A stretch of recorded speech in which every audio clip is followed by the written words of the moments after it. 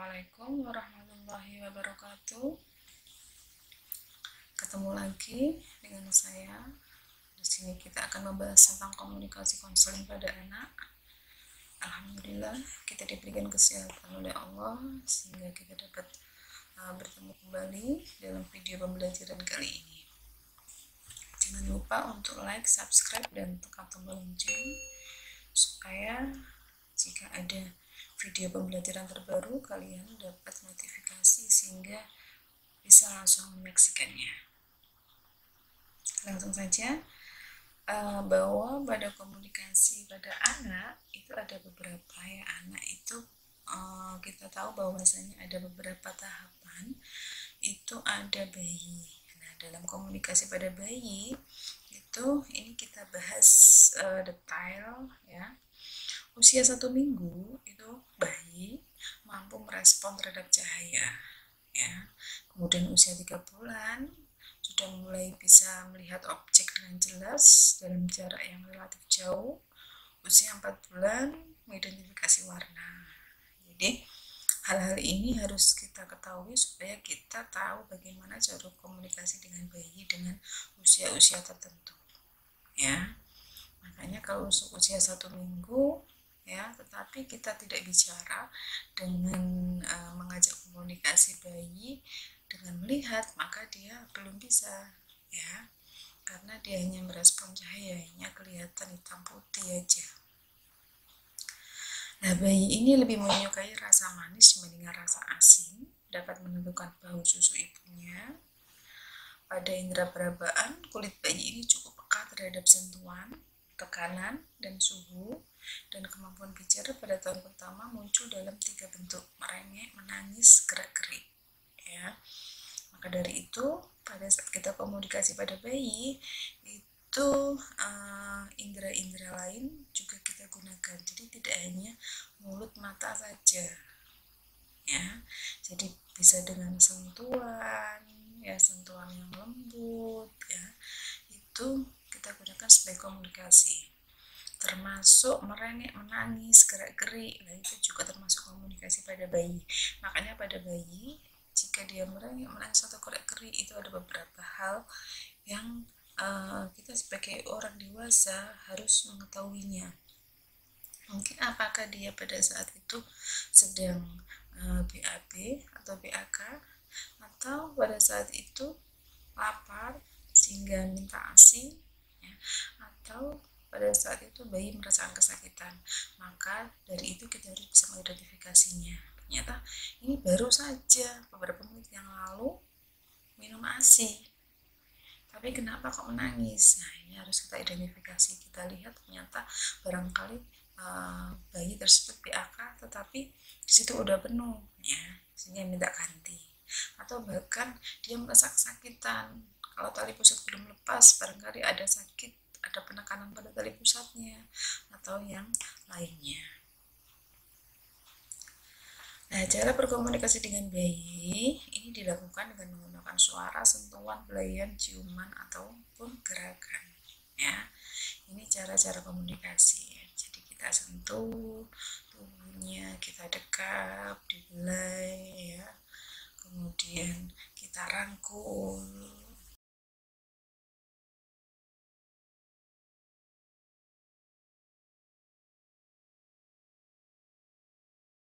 Itu termasuk salah satu komunikasi pada bayi. Nah, kemudian untuk konseling pada anak ya, perlu kita ketahui bahwa konseling anak adalah proses pemberian bantuan pada anak yang ditujukan untuk membantu anak menyesuaikan diri dengan lingkungan di sekitarnya. Untuk pelayanan pemberian bantuan konseling yang dilakukan ini diharapkan akan memberikan dampak yang positif terhadap optimalisasi potensi anak. Ya, jadi di sini kita harus tahu ya anak tersebut usia berapa, dan kita harus bisa masuk pada dunia anak tersebut. Jadi bukan anak bisa memahami diri kita, tetapi kita harus bisa memahami diri anak tersebut dan masuk ke dalam dunia anak. Dalam memberikan konseling untuk anak, ini berbeda metodenya dengan konseling yang ditujukan pada remaja atau yang dewasa. Jadi keunikan anak ini merupakan bagian yang tidak terpisah dari penggunaan metode pendekatan konseling. Maka dari itu, penguasaan metode yang ditunjang dengan pemahaman tentang dunia anak, sesungguhnya ini akan mempermudah kerja konselor dan tujuan diadakannya konseling tersebut dapat tercapai. Ya, beda kalau yang pada gambar yang sebelah kiri, ya, pada gambar yang sebelah kiri ini, ya, ini konselor pada remaja, ya, jadi bisa kita. Tapi kalau pada yang sebelah kanan ini ada konselor pada anak-anak. Jadi kita masuk ke dalam dunia anak, baru nanti kita arahkan anak sedang bermain apa, kita arahkan kepada tema konseling yang akan kita bahas. Nah, dalam konseling pada anak ini kita harus bisa memahami kebutuhan anak. Sangat diperlukan dalam membantu menyikapi perilaku emosional mereka, dan anak-anak ini perlu merasa dihargai dan bangga terhadap diri sendiri. Maka dari itu pada kondisi-kondisi tertentu kita harus bisa memberikan reward pada anak. Itu tidak mahal, ya, jadi jangan terlalu pelit memberikan reward pada anak. Kita dengan mengacungi jempol, dengan mengucapkan kalimat kamu cantik, kamu ganteng, kamu pintar, saya bangga pada kamu, kamu top, ya, dengan kata-kata itu anak sudah bisa menerima dari reward itu. Yang penting kalimat itu diucapkan dengan ikhlas, karena anak itu bisa menilai apakah kalimat itu diucapkan dengan ikhlas apa tidak, karena anak akan melihat dari intonasi suara, dari raut muka yang mengucapkannya, ya, itu akan menunjukkan bahwa reward yang diberikan itu ikhlas apa tidak, beneran apa tidak, ya. Maka dari itu hubungan anak dengan anak lainnya ini didasarkan pada keyakinan, perspektif, aturan, dan nilai dari keluarga. Hal yang harus ada dalam proses konseling untuk anak yaitu adanya kesinambungan antara persepsi konselor dan dunia anak-anak. Dunia memahami tentang apa dan bagaimana dunia anak, hubungannya itu harus eksklusif, membangun dan menjaga hubungan yang baik dengan anak-anak untuk membentuk kepercayaan pada diri anak pada konselor. Jadi sama saja pada anak juga sebelum kita komunikasi, itu langkah pertama juga harus kita bisa membina hubungan saling percaya. Bagaimana cara melihatnya bahwa anak tersebut sudah berdiri pada diri kita? Apabila anak sudah nyaman, sudah mau mengungkapkan, sudah mau bisa menjawab pertanyaan kita dengan santai, dengan rileks, berarti anak tersebut sudah bisa menerima kita, ya. Hubungan saling percaya, HSP sudah tercapai. Hubungan yang aman, anak ini dapat mengekspresikan emosi dan perasaan mereka dengan bebas, ya. Makanya dengan PHSP sudah tercapai, anak bisa mengekspresikan apa yang dirasakan, ya, sehingga konseling ini dapat berjalan dengan lancar. Hubungan autentik, sikap jujur, terbuka, spontan, alamiah, ya. Ini merupakan hubungan yang dibangun adalah hubungan yang dilandasi dengan sikap pura-pura dapat menghambat jalannya proses konseling, ya. Makanya di sini kita harus pada saat komunikasi pada anak, kita harus menyiapkan diri kita, ya, jangan sampai terburu-buru, jangan sampai pada saat itu stres, ya, karena nanti akan terbawa. Hubungan yang menimbulkan adanya rasa percaya diri pada anak, ketika bekerja sama dengan anak-anak, konselor berusaha mengembangkan suasana yang aman untuk anak-anak dalam membagi apa yang dipikirkan dan dirasakannya. Maka konselor dapat mencoba mencari suasana yang disukai oleh anak, ya. Jadi kita lihat sekitarnya, di situ kita akan tahu anak tertarik pada apa. Itu secara komunikasi nonverbal, ya, itu kita harus bisa menilainya, karena dari pandangan matanya, dari gerak-gerik tubuhnya, itu nanti akan nampak kelihatan. hubungan non-instruktif, ini konselor jangan menginterupsi dengan apa yang dikatakan dan dilakukan anak sehingga anak merasa terganggu. Buatlah suasana yang nyaman. Ya. Jika terlalu membingungkan anak bila menanyakan pertanyaan-pertanyaan yang terlalu banyak dalam satu waktu, hal ini dapat dikhawatirkan akan menimbulkan perasaan curiga pada diri anak sehingga menimbulkan perasaan takut untuk berbagi. Maka dari itu, kita masuk ke dalam dunia anak, pertanyaan apa yang akan kita lontarkan itu kalau bisa kita perankan di dalam dunia anak tersebut. Jadi jangan terlalu kaku kalimatnya dengan harus sama persis dengan pertanyaan itu. Jadi kalimatnya kita rubah-rubah dengan kita masuk di dalam dunia anak itu. Kemudian hubungan yang bertujuan, ini setiap hal yang dilakukan oleh konselor hendaknya bertujuan dengan jelas dan harus disadari bahwa beberapa anak ini memerlukan waktu yang lama untuk bisa bekerjasama dengan konselor dan terkadang diiringi dengan perasaan yang cemas.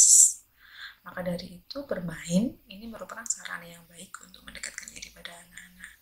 Permainan yang dipilih sebaiknya mendukung proses pemecahan masalah yang dihadapinya. Jadi usahakan permainannya di situ adalah permainan yang disukai oleh anak.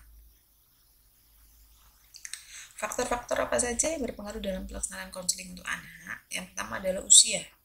Perbedaan usia pada anak ini akan mempengaruhi berbagai macam hal yang membantu proses pelaksanaan konseling, misalnya penerimaan, persepsi anak yang masih sederhana, berpengaruh pada bahasa dan metode pendekatan, serta media yang kita pakai.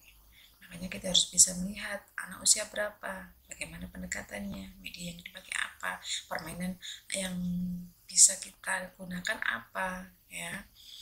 Maka dari itu kita menghadapi konseling pada anak itu tergantung tingkatan usianya, ya. Kemudian yang kedua adalah terbelakang kehidupan anak. Jadi orang tua, gaya pengasuhan, hubungan keterdekatan, pola komunikasi, pola kedisiplinan, ya, aturan, norma keluarga, kebiasaan dalam keluarga, status sosial ekonomi, budaya, lingkungan, tingkat pendidikan, bakat, dan minat, ya.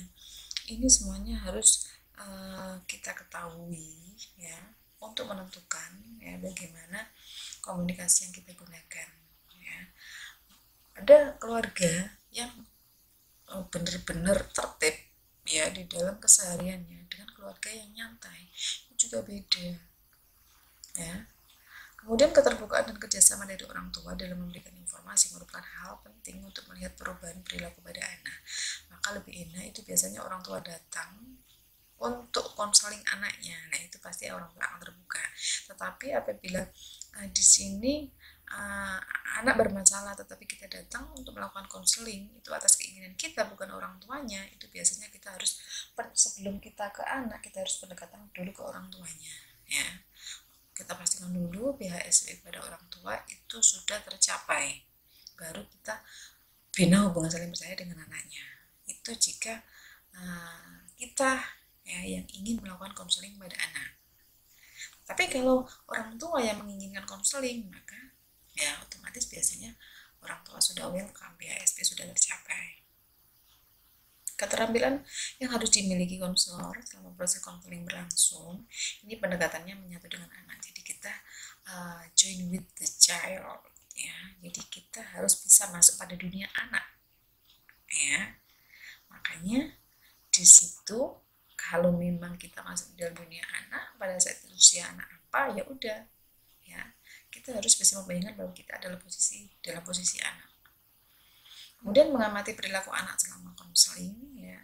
Jadi kita jangan terlena masuk di dalam dunia anak permainan, tetapi kita juga harus ingat kita adalah konselor, ya, kita melakukan konseling. Maka dari itu jangan lupa mengobservasi perilaku anak, kemudian mendengar secara aktif, menyadari berbagai isu untuk memfasilitasi perubahan, menyelami apa yang diyakini anak, aktif memfasilitasi anak dengan memberikan kesempatan anak untuk mengekspresikan apa yang dipikirkan dan dirasakan, kemudian mengakhiri dengan kesimpulan, ya. Otomatis kalau kesimpulannya ya di situ dengan bahasa anak. Bagaimana peran bimbingan dan konseling selama ini yang sudah berjalan ya? Pemberian bantuan penyelesaian masalah dengan konseling di sekolah selama ini banyak didominasi untuk anak usia sekolah dasar dan tingkat selanjutnya atau remaja. Di institusi prasekolah, para pendidik menyelesaikan masalah dengan berbagai macam cara melalui berbagai macam metode pembelajaran namun belum terstruktur. Dalam hal ini, kemampuan pendidik prasekolah perlu ditingkatkan lebih lanjut sehingga memiliki keterampilan-keterampilan dalam melakukan konseling anak.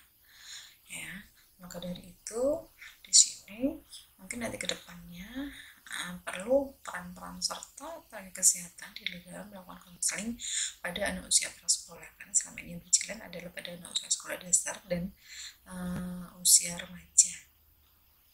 Sekian dari saya, semoga bermanfaat untuk komunikasi konseling pada anak ini. Jangan lupa untuk like, subscribe, dan tekan tombol lonceng. Semoga bermanfaat. Akhirul kalam, wassalamualaikum warahmatullahi wabarakatuh.